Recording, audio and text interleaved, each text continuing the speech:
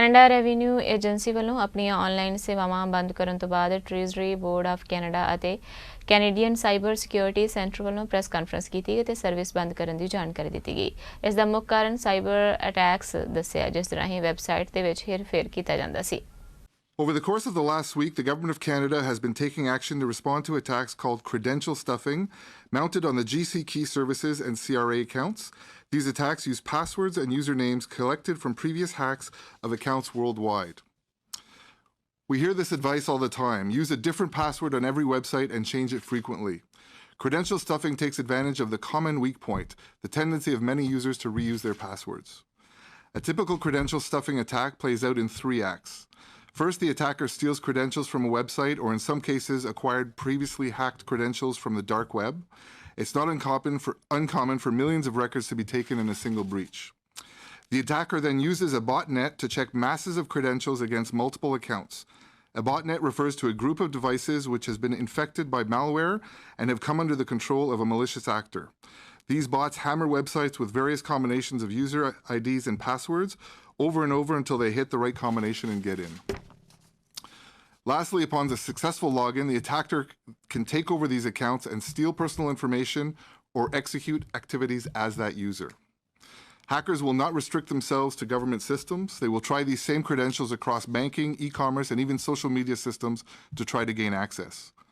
For the GC Key service, which is used by approximately 30 federal departments and allows Canadians to access services like Employment and Social Development Canada's My Service Canada account, by using previously hacked usernames and passwords, the bad actors were able to fraudulently acquire approximately 9,000 of the roughly 12 million active GC accounts, a third of which were access such services and are being further examined for suspicious activities.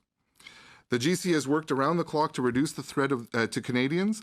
Affected GC key accounts were cancelled as soon as the threat was discovered, and departments are contacting users whose credentials were compromised to provide instructions on how to receive a new GC key. After putting various security mitigation measures in place, the credential stuffing attack on GC key has ceased. I'd like to recognize the work of Shared Services Canada, the Canadian Centre for Cybersecurity, the cyber team at TBS, and all of the departments who worked on identifying and mitigating these attacks.